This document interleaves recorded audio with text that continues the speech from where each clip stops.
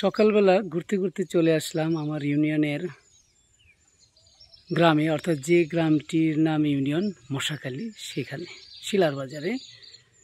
এখন যে স্থাপনাটি আপনাদেরকে দেখাচ্ছি সেটি হলো ভাওয়াল রাজার কাচারি।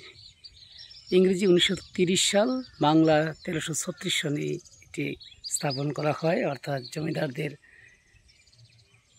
ট্যাক্স অর্থাৎ খাজনা কালেকশন করার জন্যে। আমাদের এই অঞ্চলটি ছিল ভাওয়াল রাজের অধীনে।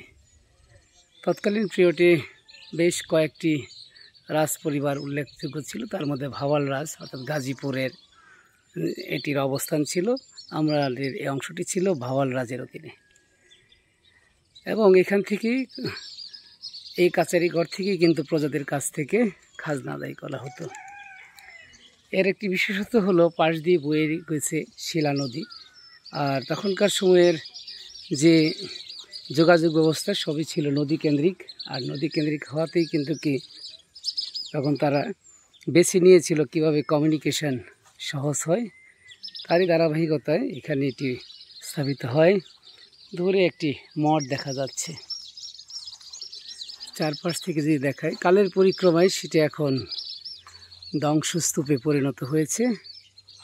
তো এখানে একটু জানিয়ে রাখি, পাশেই নতুন করে ইউনিয়ন ভূমি অফিস স্থাপিত হয়েছে। এখান থেকেও ভূমি কর আদায় করা হয়। অর্থাৎ সময় যতই যাচ্ছে, সময়ের পরিক্রমায় দেখা যাচ্ছে যে তৎকালীন প্রায় 100 বছর আগে স্থাপিত এই বিল্ডিংটির নকশা, তার যে স্ট্রাকচার সেটি কিন্তু এখনও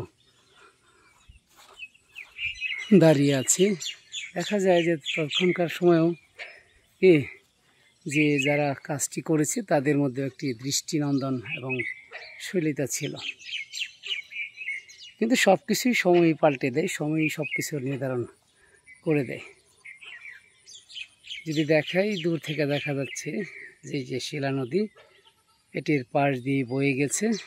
আর এই একসময় এই নদী কেন্দ্রিক যোগাযোগ ব্যবস্থা থাকাতে এই অংশটিও খুবই প্রসিদ্ধ এবং বলা যায় যে খুব একটা উন্নত তৎকালীন পিরিয়ডের জন্যে অবস্থানে চলে গিয়েছিল। কিন্তু সময়ের ধারাবাহিকতায় যোগাযোগ ব্যবস্থা উন্নতি হওয়ার কারণে এখন সেটি অনেকটাই ঝিমিয়ে গেছে। তো সামনে একটু এগুলোই নদীটা দেখাতে পারবো। এই যে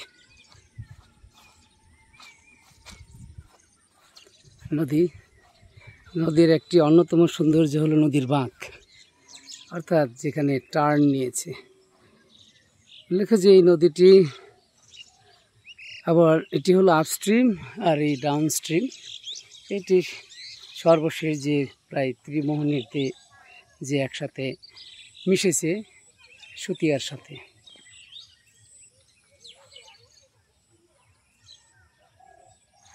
আবার দূর থেকে দেখায় শিলার বাজার কাচারি বাড়ি, আর ট্রান্সফর্ম হয়ে এখন হয়েছে এটি।